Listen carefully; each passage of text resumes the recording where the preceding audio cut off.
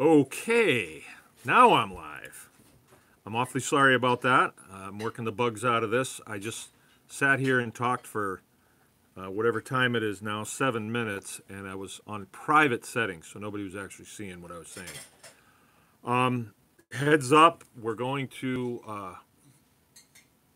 for further till further notice, what we'll do is, if I say I'm going to be on at 7, I'll actually come on at 5 till, and for the first 5 minutes, give sort of an update of what's coming and what you can expect.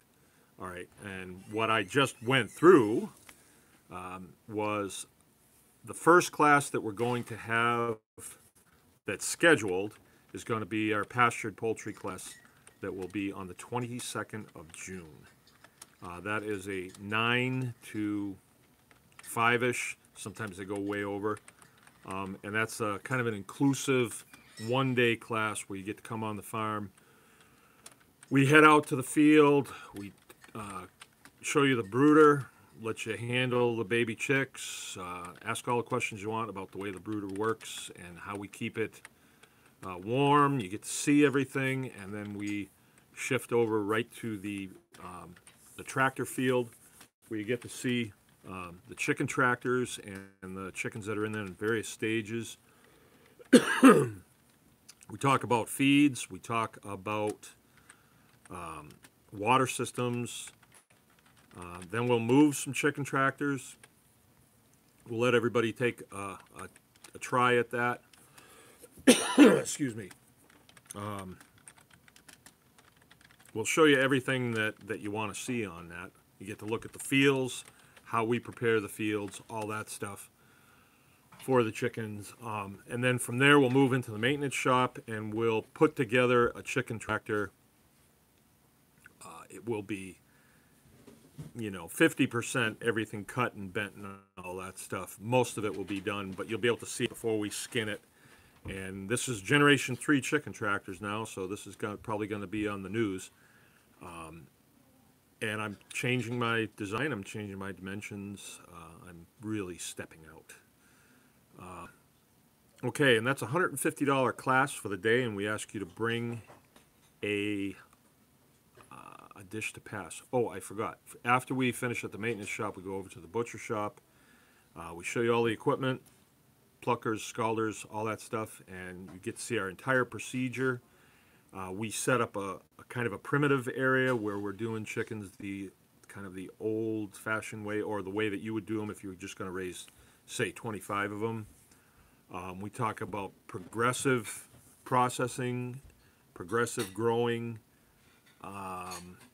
Everybody will get to process some chickens. Don't stress out, though, if you don't want to. If you don't want to do the killing part of it, especially if a lot of husband and wives. My wife's never killed a chicken, and we've been doing this for a long time. Don't stress about that. Just do what you feel comfortable doing. We're pretty good instructors, and we're pretty fair people when it comes to the way this is done. Let's see. Then we'll go to the inner shop, and we'll show you how to cut up chickens, how to package them. Talk about marketing, we'll talk about regulation, we'll talk about homesteading versus commercial farming. So it's a full day. Lunch, we'll have a 1-hour lunch, and we'll probably eat some chicken. So that's the 22nd of June. Fills up quick. I'm only taking 20 people for the first class. If we get a bunch of people go over, then we'll move it on to another day. That's fine with us. All right, the next class after that is going to be Hog Harvest, and that's November 1st, 2nd, and 3rd. That's where we start with live pigs, and we wind up doing a little charcuterie at the end. We stuff sausages, we hang prosciuttos, show you how to make copas, lomas, all this neat stuff. But we start with live pigs. The first day we kill, scald, scrape, and by the time we leave, probably about 6 o'clock in the afternoon, the pigs are laying flat out on tables in the shop. We generally do 1 pig per 6 students, so each group of 3 has a half that they get to work on. When the class is over on the third day, Sunday, which is kind of a short day if people need to leave early. You will have the opportunity to buy some of our pigs, Mangalitsa pigs. You know, the processed meat that we just worked on at a special rate. All right. Now, the purpose of this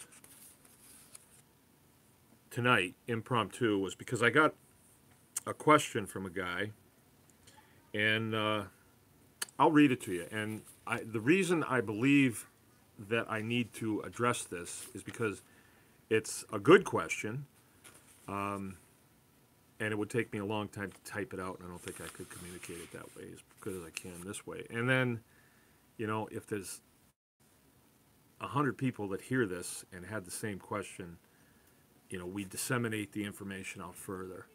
Our goal here is to pass this information about homesteading, small farms, and we like teaching, and we see that there's a lack of teaching in the United States right now.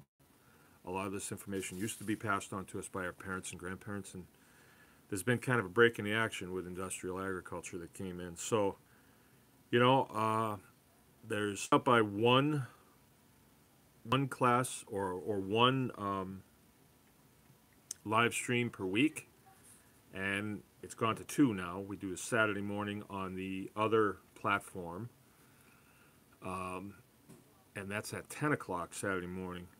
The one on this platform, on the YouTube platform, is Wednesday at 7. And we had a pretty good crowd. This one's impromptu, and the guy that asked me this question, we're going to be able to direct him back to this meeting.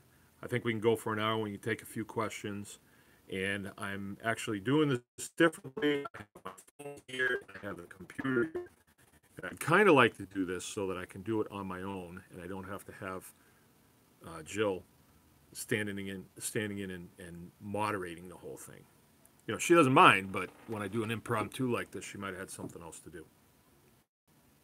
So I'm trying it. But the computer, from what I see, there's a lag of about 15 seconds, and it is far less clear than my phone is that's sitting right in front of me. So not sure how this is going to work. Jill went and got her laptop, and she's sitting right over here. There is so much information to cover when it comes to homesteading, small farms.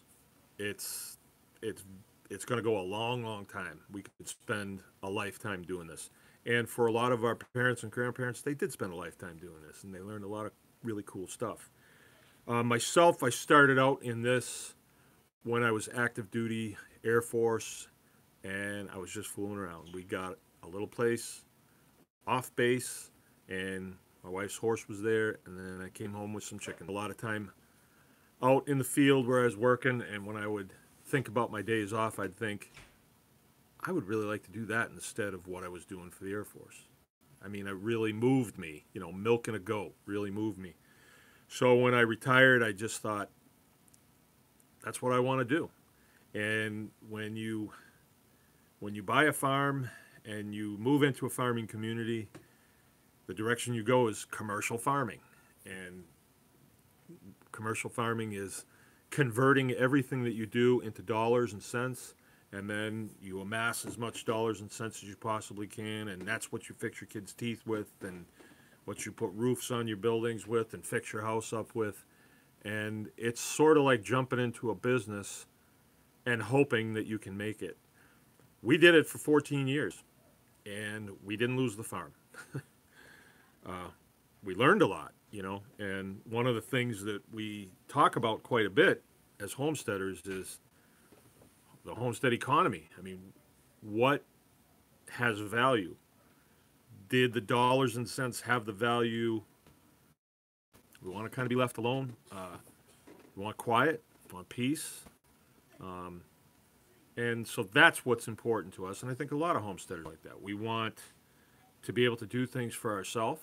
We want a medium, to live at a medium where we can teach our kids how to do things, how to be self-sufficient, how to have a work ethic. You know, making their bed and clean their room only goes so far. But my kids have real live work to do every day, even the little kids.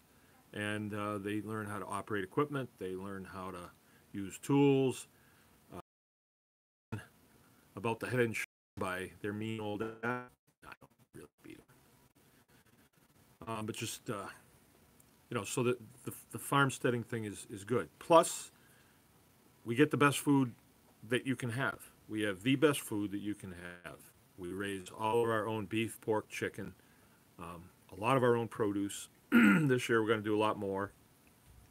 I got a little greenhouse now. I'm going to start growing salad greens. I learned how to do that a couple weeks ago, and I really want to go for that. I worked on that all day today.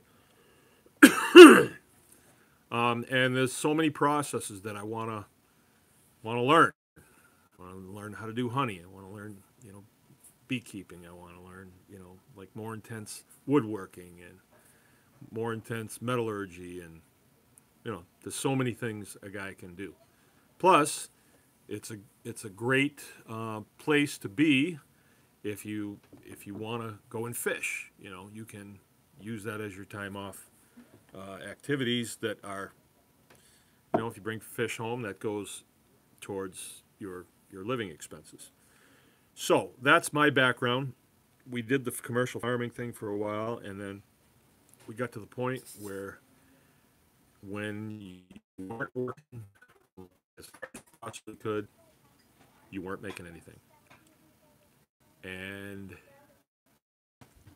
all of the slippage, all of the losses that you incur, you get them.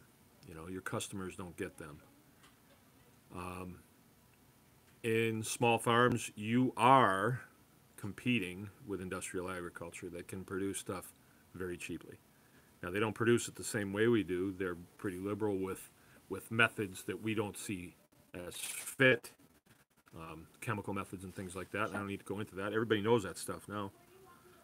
But when we're going to sell stuff and we've got to get $4 a pound for our chicken, people look at what's at the store and they say, well, it's only 59 cents at this store. So you're up against that constantly. So you can never really get what you would like to get. I can only speak for myself. People talk a good game, but when it comes to shelling out the bucks for beef, pork, and chicken, that's another story. So it was always a struggle. I realized making a living is a struggle. We did it for 15 years. We stayed here, and we made a lot of gains. But what we did about a year ago is we decided that we were going to go back to our original model of homesteading. When I was active duty, we were just kind of farming on the weekends, and when I get home and just having fun with it, having a whole lot less animals on the farm. And it was a lot less stress. Like, I have 4 sows on the farm right now instead of 30. So you can imagine how many pigs that you generate. And you got to keep track of them. You got to make sure they're fed. And then you got to sell them off. And there's a lot of road work involved. There's a lot of dealing with people, and so it's rigorous. Not saying you can't do it, you can, but then other people came on the scene and they would do it just a little cheaper than we would, and then in commercial farming you are forced to partner with state agencies like the Department of Agriculture, and they're not always good to work with. They're just not. A model that is commercial, and it's dominated by industrial agriculture at this point in time. So you can either stay in that and you can get beat up, or you can opt out and you can go to homesteading, where you're raising food for yourself, few of your friends, and your family. And I need 50 for my house. My son needs 50 for his house. They go. And 500 chickens for us is a breed. And the system that we learned before commercial farming makes it that way. It makes it very easy for us to do that. And then there's another byproduct there. When you're commercial farming, you tend to look at your animals just as piecework, and you maybe don't treat them because there's so many, 15,000 chickens in a season. That's just a lot, and you just don't. They don't get the respect that they should. And I always felt bad about that. So I don't even need to do 500. I need 50 for my house, and then I have people that want me to grow custom for them, and you can do that. So what we're not doing is we're not selling into stores. We're not selling into restaurants. We're not doing farmers market even, because even farmers market you're forced to partner with the Department of Ag. You've got to have licenses to do that, which are nothing more than a piece of paper that they issue. But then they have a say in what you do. And you would think that they're concerned with safety. They're not. They just want their cut of the action is what it is. And then when you back against them, you find out who they really are. But anyway, we're homesteaders now. It's so much better. I can diversify myself even further out, do more things. I have more time with my kids. And so that's where we're at. Now we have time actually to do this teaching gig. So, yeah, all the way around, it seems like a good thing. So let me get on with it. I want to read this question. It got dark in here. I'm going to turn this light on over here. Let's see. How's that? Okay. I've got glasses. This guy's name is Michael. And here we go. Hello there, longtime follower. I appreciate the content you produce. I am looking for guidance or to learn more about your transition from commercial farmer to homesteader. I've been slogging it out for 7 seasons now and teaching full. We finish about 50 hogs a year, 30 lambs, 18 beef. Has homesteading been a good fit? Has it been as fulfilling as farming for profit? Okay. So there's a couple questions there that I want to address. Michael's got a pretty good load there. 50 hogs a year, 30 lambs, and 18 beef. It doesn't seem like much, but you have to transport all of that to process, to get that processed. And so there's a lot of road work, and he's teaching full time. So he's not having a lot of quality time in the evening, you know, in front of the TV, that's for sure. But I bet what it's done for him, it's incited a sense of urgency in him and tested his mettle. I mean, he's been doing it for 7 years. Okay? 7 years, a long time. You know, for something like that. And in subsequent emails, because we did speak a little bit, Jill, he said that he's basically making even, and his profit is he gets to spend time with his kids doing this, and he gets to live at a nice farm. But he's wondering if it wouldn't be better to milk a cow, raise enough pigs for his family and chickens for his family and beef for his family, and have more time to enjoy his life and keep his day job. To me, at this point, what he would have to do, he's got it figured too. Okay, to make it work for him, he'd have to finish 100 pigs, 25 beef, start to work for him. But there's spec. What if you couldn't sell them? And that's a problem. You know, if you have more animals and you don't have the market, then your market can drive your price down. And believe me, they do. They do. That's just the way the game works. So I'm going to answer a couple of his questions. He says, what was the hardest part to give up? In commercial farming, the hardest part for me to give up, there wasn't a harder part to give up. There wasn't. It was, compared to this, compared to homesteading, I am probably making more money now because I've been able to do things like kind of odd jobs that make money. And with commercial farming, you always have a big fuel bill, a big propane bill, a big feed bill, Ooh. And then you got repairs. And let's see. And then fuel for your vehicles to get your animals to market. And then let's say I spend half a day running an hour and a half away to a processing place. You know, let's say I run 4 of them there out of 400. That means that's not too good. But I mean, a lot of slippage there. The farmers a lot of times don't think, hey, I'm worth $25 an hour. They don't think that way. They think, oh well, my time, I can give that away. Even this, you know, doing this, it's like, I guess it's kind of programmed into me. But in reality, I get a lot of phone calls, so this is a way of being able to say, I'm sorry, I can't take the phone calls anymore. I want to help, but this is how I'm going to have to do it. I'm going to have to do it, you know, in a massive way like this. Okay, next question was, has homesteading been a good fit? Absolutely. When I was active duty before, I had a job, right? And then I was farming part-time. We were feeding ourselves. We had all of our own beef, pork, and chicken. We actually did have beef at our first farm. It was only 13 acres. But I raised like 4 beef there at a time. Went through them twice. Didn't really know what I was doing, but I do now. And now we have milk cows, so I get all my own milk. We get, like I said, a majority of our produce, beef, pork, and chicken. We have our own butcher shop. And I highly recommend that, too, for you prospective homesteaders out there. To be a successful homesteader, you need to do what other people are not willing to do. And processing is definitely one of them. It doesn't come easy for homesteaders, you know, but we better get it in our toolbox if we want to be successful. So I don't miss any of it. I really don't.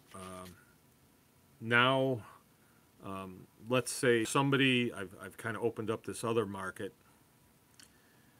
Some people would like it if they could have a Mangalitsa pig and they want the pig just shot, bled, scalded and scraped and split in 2. And then they'll buy it just like that. And then they take it to their homestead and they do the rest. Some of these people are our customers from our home hog harvest class. But they don't quite yet have hogs on their place, or they are not comfortable with the shooting and the scalding and scraping. But, you know, they get to work with us and they're getting it, you know. So when those hogs go out, we make a good profit on them. And we have ethnic markets here in Michigan that are really into that. So that works. But I didn't have time for that stuff before. You know, I didn't have a day, a Saturday to kill 2 hogs for some family, you know, and talk with people and, you know, enjoy people. It was like, go, go, go. We just got to get going here. And I didn't like where that was taking me and my family, because then my children were actually my employees, and my wife was my employee. And although we did make it work, we didn't lose the farm. We didn't lose any relationships here. And we got calloused pretty good over it. This is much better. This is much, much better. Now the kids can take on jobs that are not so demanding. And like my kids feed the calves in the morning. We could get rid of those calves tomorrow and it's not going to make any difference. Our existence has nothing to do with those, is not reliant on those calves. Those calves someday will be full-size beef, and we will process them, and we will put some nice T-bones in the freezer. But my kids are not my employees anymore. They're my children, and I am their mentor now. And we've had 8 kids, so the bottom 4 are here now. The top 4, you know, were my employees, and, you know, time will tell how that turns out. Most of them are gone. Yeah, the top 4 are out. They're out of the house now. Okay. Has homesteading been as fulfilling as farming for profit? That's a loaded question. When I was in my heyday, farming for profit or commercial farming, and I was selling to restaurants and retail stores.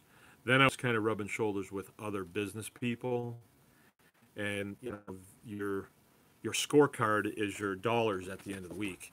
And so I pretty much had a calculator on me all the time because I was always looking at the numbers and figuring out, is this a good profitable thing that we're doing? And sometimes we let things go that were not as profitable as others. And we had this tendency to always be looking for processes that would turn a lot of bucks. And they weren't always the processes that were the most interesting, but we had to do it. So I'm retired from the Air Force, so I get a retirement, you know, and that's kind of like my day job, and then this is my part-time job. Although this probably generates more for me because of the time that I've been in it, you know, the homesteading. So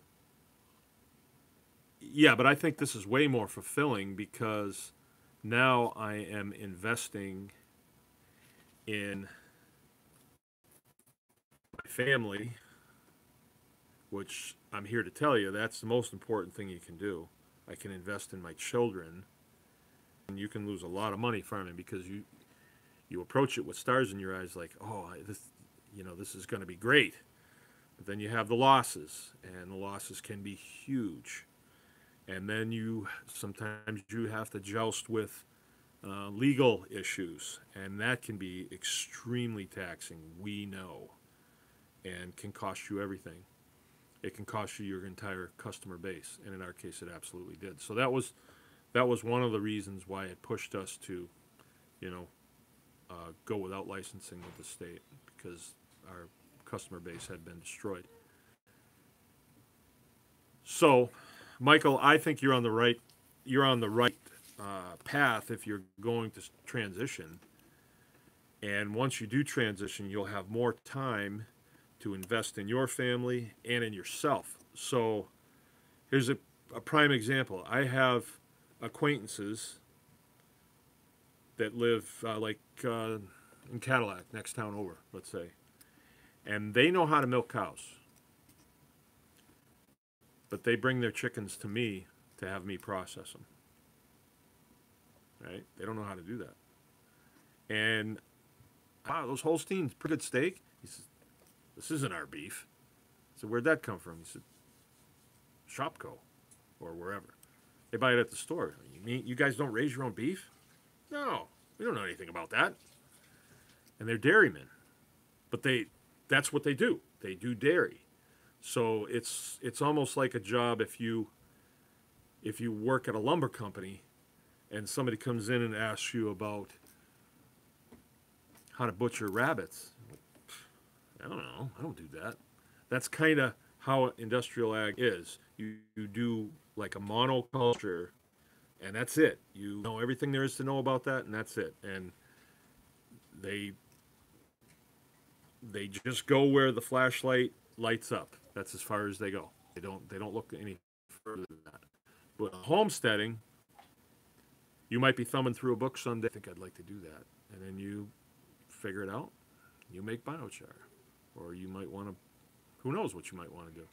Raspberries. I'd like to raise some raspberries. Do it. Do it. I've done it. We do it all the time. It's excellent.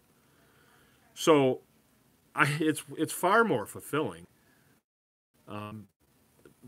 My wife gets to continue her education, her leg, because when you're doing 15,000 chickens a year, somebody's got to package them up and do the paperwork and all that, and she was working hard. And I don't think we were making the money that was due us for the amount of work that we put in. And the customers that we had, if they could get it cheaper off us, they wanted to. They didn't care how much work we were putting in it. They can get it from food service for 59 cents. Why should we pay you $4? But around here, there was a big drive to do local. That was a lot of the sustainable communities around here were really driving local. And so they go into restaurants and say, do you have local chicken here? And so the restaurants would, we better. But they were doing well with it. So when we finally got put out of business, we I don't think they missed it all that much. But I tell you something, we eat the best food there is. Like for lunch, a lot of times, we eat a big meal at lunch. I'll have a pork chop, and I'll have that. I'll have salad greens, have green beans from our garden. Best food you could ever want. And we're producing it all. And there's a feeling that comes with that, self-sufficiency, and just it's a good feeling that you did that. And then you look at your kids, and their hair is shiny, and their eyes twinkle, and all that stuff, and you know that you're feeding them good food, and you're providing them a good environment. So I would definitely go for it. So let's see. I got a couple more questions here. Hey, Marco. And Michael? I've got a live question for you here. Okay, got a live question. I got the sun in my eyes here. Yeah, you might want to repeat it. Also, your video is buffering really badly with your phone. Just so if you take this one question maybe and then Okay. do those others. Oh, yeah, I'll find something. Okay, Greenhorn Homesteaders. I was thinking of running Red Rangers behind the cows after I rotate the cows daily. What are your thoughts? That's called following. If you're going to do it, you want to follow them by 4 days. And here's why. That is bright, isn't it? Yeah, that's not gonna work. All right. Well, why don't I just tip this a little bit? Nope, that's not going to work. Jill says my phone is buffering really bad. Still have quite a few people tuning in, but this is a great question. If you follow them by 4 days, and that means when you move your cows ahead, I'm assuming that you're talking about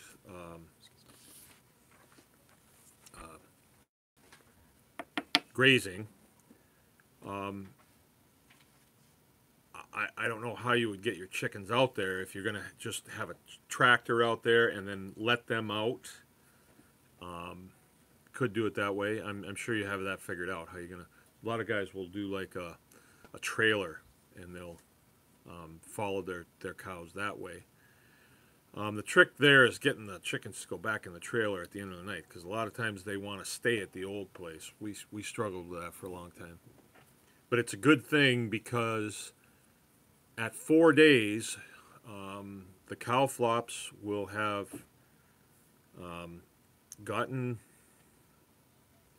flies in them, and the fly larvae will be wiggling around in there, and the chickens will go and they'll pull those whole things apart and they'll eat all those larvae out of there. And you might think, well, that's gross, but it really isn't, because protein is protein. When it comes to animal feeding, you really got to look at protein as protein. So whether it's maggots, fly larvae, or the concentrate that they make to put in feeds that is basically just ground up stuff that comes out of the slaughter facilities. So you can get a real gain on that, and it's good for your fields too, because it pulls apart those cow flops and spreads them out a little bit.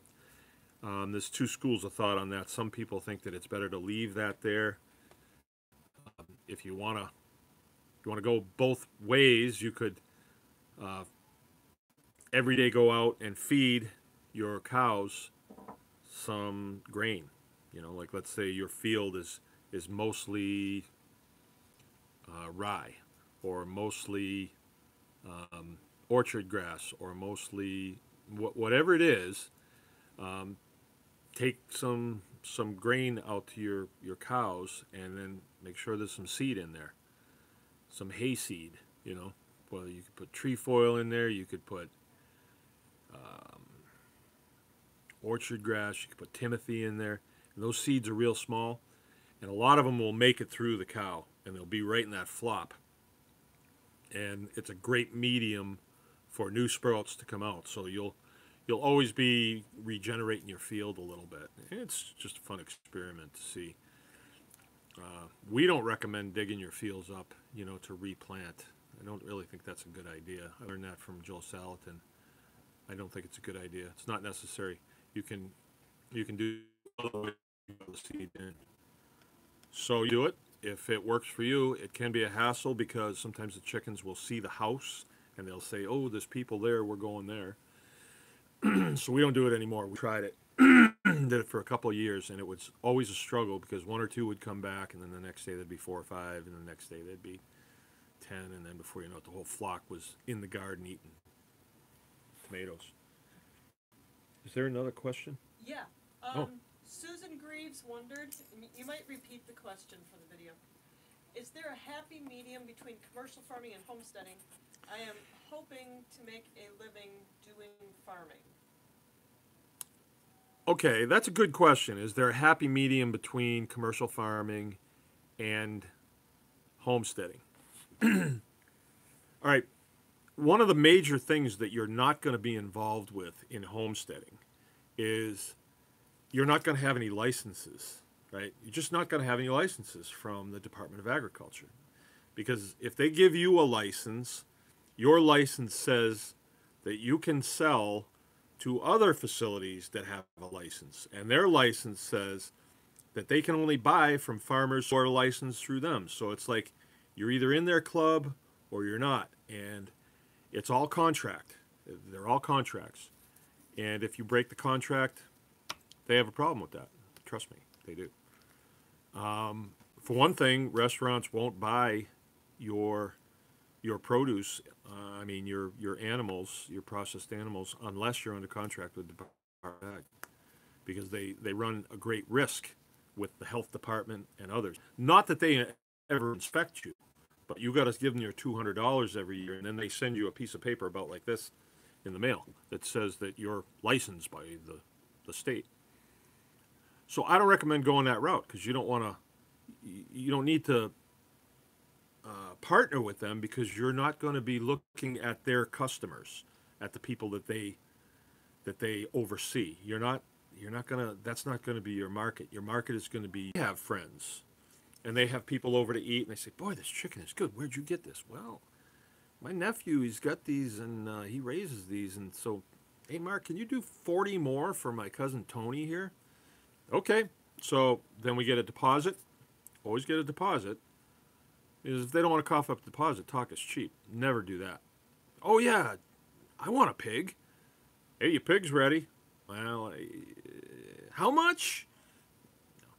If somebody wants a beef, get $1,000 deposit off of them. Then you know they really want a beef. Or if they want a half a beef, get $500. Or unless they want to process it, or you have a processing facility at your place. But in your homesteading model, all of this is between you and other citizens, right? If you're selling to other citizens, hey, you don't need a license. If you're going to sell them, mini bike seats, you don't need a license. You don't need a license to sell directly to your customers because, if I sell a live chicken to somebody, you don't need a license to do that. Now, if I want to throw in a little butchering on top of that, yeah, I'll do it for nothing. It's not going to a third party. It's going directly to the person that's going to eat that. So you can do that. Same thing with beef. Same thing with pork. They get real irritated if you break them up and you sell a little bit to this guy, a little bit to this guy. But I can't find any place where they have any right to tell you that you can't do that. It's not going to go to a restaurant. It's not going to go to a retail store. And you can't do it at farmers markets because they have their little Gestapo agents there too. So between citizens, there really is no, they have no teeth to stop you. And they don't want to. I mean, it's all contract. It's all by contract. There are no laws, really. If you really want to talk your rights here, go to the Fifth Amendment to the U.S. Constitution, which is the supreme law of the land. And it says your life, liberty, and property, which is your process, is protected under due process of law. Contract. And then if you break the contract, that's when they get upset. So your homestead, let's say you do 50 chickens for you and your family. And the next year you get people that want a few, so you do 100. And the next year you do 400. you're selling them at your price, and if they don't want them, they don't want them. You know, if somebody wants, well, I can get it at Gordon Foods for 59 cents, and say, then that's where you need to go. But I can't produce it with chemicals in your body, then it's not compatible, you know, and you're not going to be all you can be. So I think that a better bet would be, you know, here's a way that you can live very rural and have a lower paying job, but that's fine because you on the graph of things that you need, all the food stuffs could be down to zero if you're a good homesteader. And then the money that you need is just for like gasoline, car insurance, things like that. You're not going to the store, right? In homesteading, we talk a lot about where does self-sufficiency come from? How do you get self-sufficient? How do you know how things work? How do people do this? You know, so we talk about that, and we talk about it a lot. We have another thing called the Homesteaders Guild. Let's put in a plug for that, and that's a 4-part class that is 12 weeks per part, and it coincides with the seasons. So what I do is I put out a video on Thursday, sometimes Friday, and that is what we're going to be talking about that week. And then we have a Zoom call on Tuesday night at 7 o'clock, and that's the secret sauce. We're talking personally about the subjects that I think you need to look at. Because when people think homesteading, they think, oh, chickens. And no, those are the processes, but there's a lot of attitudes that you have to adopt.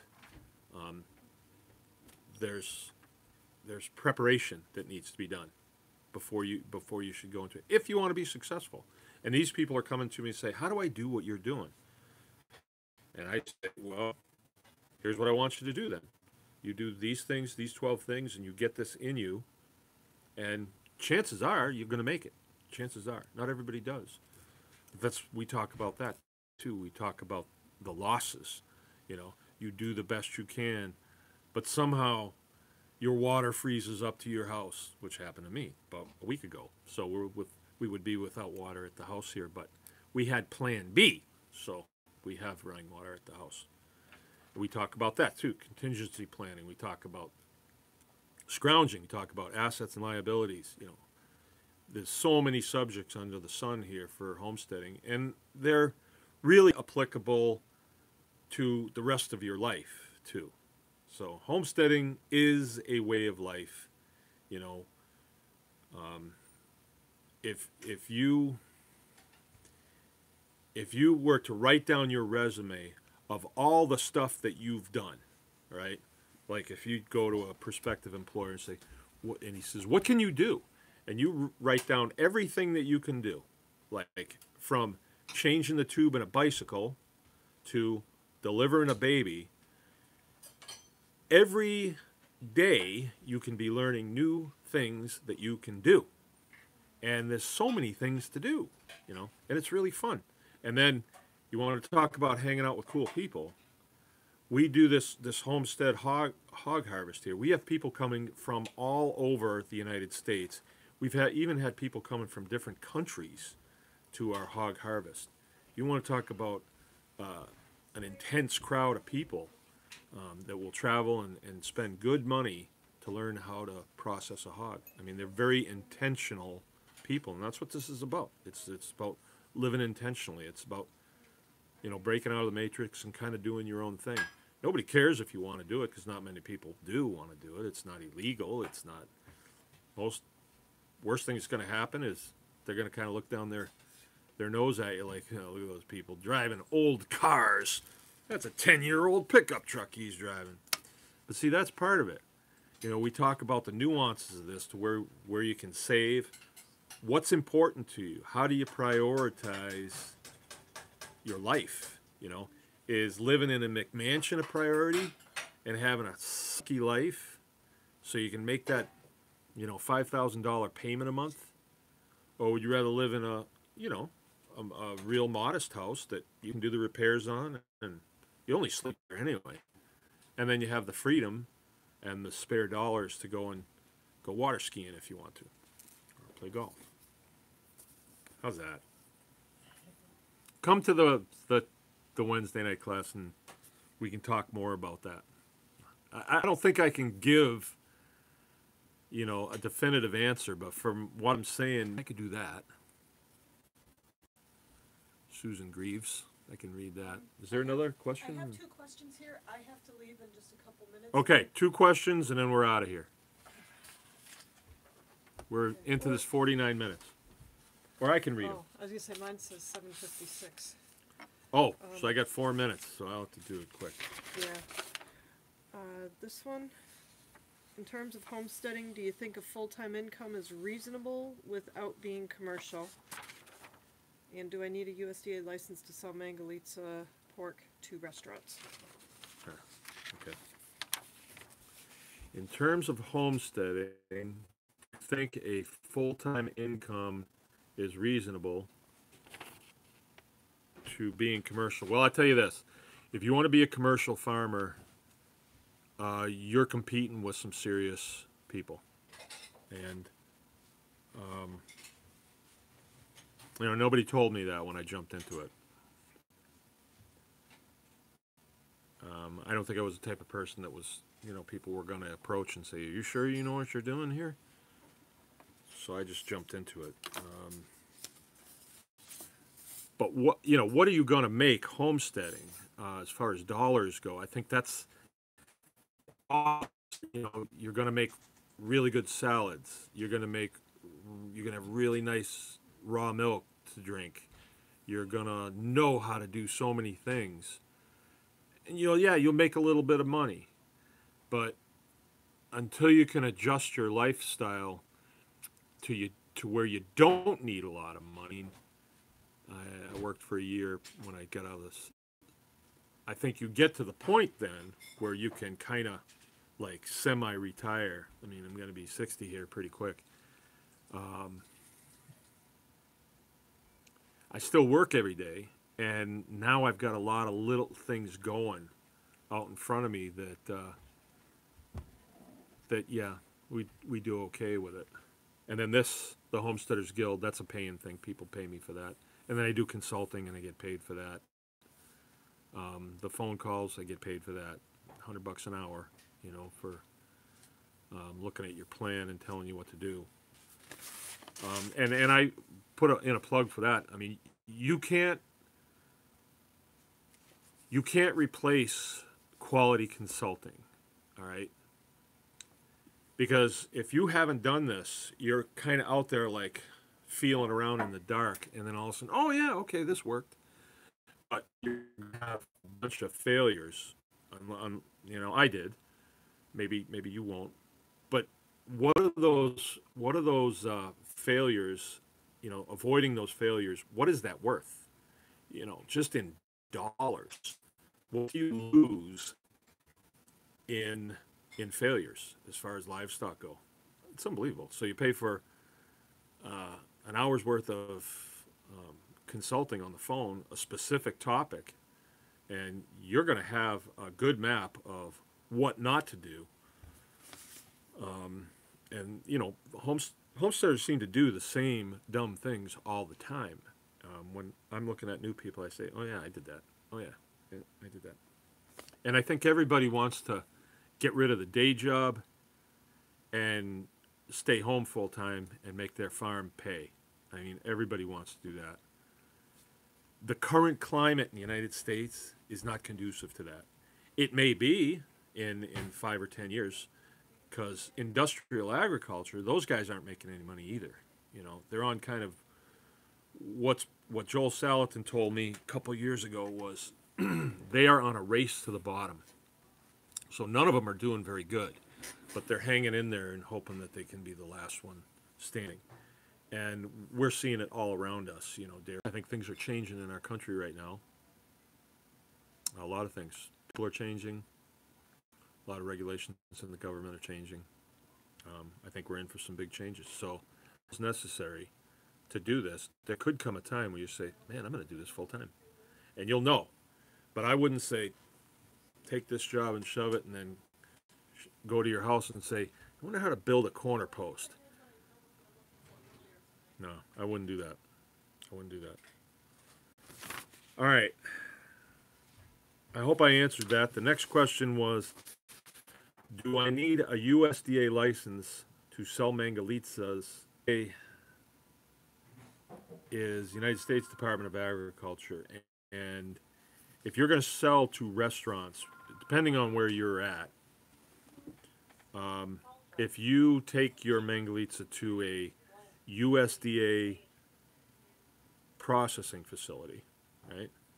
That's where you have a guy with a bump cap on that says USDA on it, and he stands there while they kill and process your animals. He doesn't know any more than the people that are doing the work, but he's the guy that stands there and watches them do it, and he's got a book of regulations and do this and don't do this.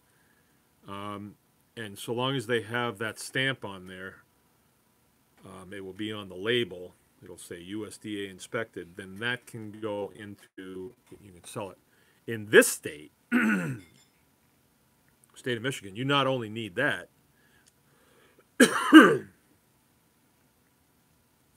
you got to have a warehousing license. So you got to have somebody from the Department of Agriculture come out and look at your freezer and brief you on safe methods of keeping stuff in your freezer. They don't inspect for cleanliness or anything like that. They only come out once, and then after that, you just send them your $200 or whatever it is now. I think it's more than 200. I think it's 270. Every year, you got to send that to them. And if you don't, you don't get your license. And then they'll go to the stores that you service, or the restaurant of the store will be like, okay. And then the restaurant of the store will come back to you and say, I want to get paid for that. It's a mess. I mean, it's kind of like doing business in New York City. If you don't do what Guido wants you to do, it's a mess. So anyway, I don't recommend doing that. I mean, if you're going to sell your mangalitsa's to restaurants, right? I've been doing mangalitsa a long time. Probably, I've been doing it longer than anybody in the United States. I have. The guy that imported them, went out 2 years after he imported them, and I've been going steady. And I can tell you something. First of all, restaurants, they think they want them, but then when they get them, they say, what do we do with all this fat? I mean, it's just, American chefs do not dig the fat that's on those pigs. And if they did, and they put it on the plate, the average customer is used to seeing a pork chop that is just dry like a hockey puck with a little bit of fat around the edge that you cut off and you push into the garbage anyway. So the customers don't dig the whole thing either. So you'll sell to a restaurant one time, and they'll say, you know, that didn't sell very good, and you sure did want a lot for it. When you sell to a restaurant, you have to knock your price down 30% so that they can mark it up 30% to make their margin. Whereas if you sell directly to friends and neighbors, you can easily get $2.75 on the hoof for it. That's what I get, and I don't get too much pushback on that. Per pounder, you're making a pretty cool $750. And if you're breeding like I am, what do I really have into that piglet? You know, not much. And then so much food in the United States that goes to waste, and it's good enough for us to eat, but it's certainly good enough for our animals to eat. So if you're a good scrounger and you can master the art of the deal, there's a lot of feed out there for your animals, and it's legitimate to do.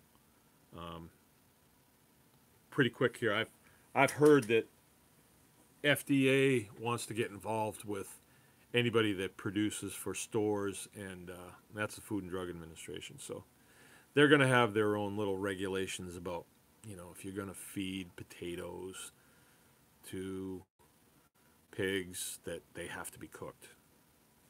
And, you know, when you ask them why, they say, we don't We don't need to tell you why. You just do it. You know, or if you're going to feed anything that's a food scrap, like that they would consider garbage, that it's got to be cooked. Well, how do I cook bread? I don't care. Just do it. You know. So that's why I say restaurants, you can't have it. I'm kind of done with them. They get all excited. Oh, Mangalitsa, we want it. But then when they get it, it's like they can't sell it. And, you know, people read about it and everything. It'd be so great. You know, it's such a cool looking pig. But then they don't really want all the fat. Have it for your family. Figure out what you like out of it. And we love it. I mean, I don't think I could ever go back to a different type of pig. That's another thing that you learn about in homesteading that you don't learn in commercial farming. You kind of learn how the animals fit in to their environment. You learn how you fit into the environment. You learn what makes healthy animals, what makes healthy you, what makes healthy soils. You learn a lot about health in general that you don't get in commercial farming. Because commercial farming is about dollars, period. It's not about quality. Not at all. No. And the American public, they don't care about quality. They want quantity, and they want it cheap. They want it for less dollars because they're in that dollar mindset. Oh, look at the size of this chicken I got, and I only paid $2 for it. Yeah, but it's full of stuff that's gonna make you sick. Yeah, but look how big it is. That's kind of the American mindset. And what you're after is quality of life. And you think that if you farm commercially, you're going to have quality of life because you can see yourself on a tractor heading off into the sunset. Well, you can be, but I don't think if you try this model of this commercial model of farming, I don't think it's as easy as people think. Now, my wife and I are educated and we're driven, and you know, I did 20 years in the military and she's an occupational therapist, and we understand things really well, and we took a lot of hits, a whole lot of hits, because there's nobody there to hold your hand. You know, something happens, like one time it was super hot in the summertime and we had some old friends show up and it was super hot, and so we said, you know what, let's break off and go to the lake and go fishing. Because tomorrow we're butchering chickens. We're going to be busy all day. So we did. Well, it was super hot. And we had 250 chickens that died out on the field. And they were the ones to process for the next day. So that's a lot of money. A whole lot of money. And we were the ones that had to take that, you know, that loss. And we had no idea that was coming, you know, in the heat. And it was a tragedy. I mean, just a tragedy. It was just, chickens are susceptible to really bad heat, and they bunch up when they get hot. But we figured out a way around that when it gets hot like that. Well, we build our chicken tractors differently now, so they flow. But if there is any airflow, we'll clock in front of them with a pressure washer, believe it or not. And you stand back far enough so that they're just getting this cloud of mist over the whole line of tractors. And, you know, you might have to have one of the kids out there. Of course, kids love doing that, but out there for, you know, an hour or two doing that. And that mist going through there cools them off. And then you make it through the hottest part of the day, and generally you're okay for the next day. But in the homesteading model, you don't have those huge numbers of chickens out there because you don't need them. You know, I only need 50 from my family. So in the commercial model, we would have chickens already. Right now, we would have chicks already. And then we're stressed because it was 15 degrees last night. So I'm stressed out. I wake up in the morning like, oh man, I hope I didn't lose any chickens. They go out, they pile up when they get cold. You can lose a lot of them. And it gets discouraging. So, but now we can get our chicks when it's warm. and we can get them in batches of 100, and plenty of room in the brooder. And when we put them out on the field, you know, we can practically name them, you know, and I can do it with the look. It's not go go go. We got to get this done before lunch, and it's not that way. It's more enjoyable. So the processes that you're looking for, that you want to do, you know, riding that tractor off into the sunset, that process of riding, and you think you've got to be having good. It can be. It can be. So long as you have the chance to enjoy the process. But if it's go, go, go, dollars, what do you mean you want to go swimming? Forget that swimming. Get back to work. You know, if that's it, no, you don't want that. You don't want that. I don't want that. I did it, and I can tell you that I don't want it anymore, and I wouldn't probably go back to it. I don't think I would. I don't think I would. If I had to, I know I could, but I don't have to, so I'm not gonna. I don't want a license. I don't want to deal with any of that. So I think that's it. Okay. So thanks a lot, you guys, for coming. If you could like and share this, it messes with the algorithms, and we can get a bigger show going. Homesteading won't work unless you enjoy it for sure. I thought that was going to be a snide. Yeah, why would you do it? If you don't want to do this type of thing, then, you know, do what you want to do. This is kind of like, you know, if we had this chat going and we were talking about golf, and somebody says to me, well, how do I quit my day job so I can be a professional golfer? Yeah. You know, it's kind of the same thing. But you don't have to be a professional to do this. You know, a professional chicken plucker. You don't have to be. You don't have to be a professional hog raiser. You can be a rookie, and then you can be proficient, but you don't have to be a pro at it. That doesn't have to be your only thing. You can do all these things. You can keep bees. You can go into the garden and work with your hoe. You can work with soils. You can make biochar. You can make compost. You can mow the lawn. I love mowing the lawn. You can plow snow in the wintertime. You can do predator control. We have puppies. We have Great Pyrenees puppies, and I think I have about 5 of them left. Predation is huge when you do chickens out on the field, and we do talk about that in our class too. You know, I could keep going, but I'm going to have to sign off here. I've got to go turn lights out and stuff and go to bed at some point. So it's a pleasure.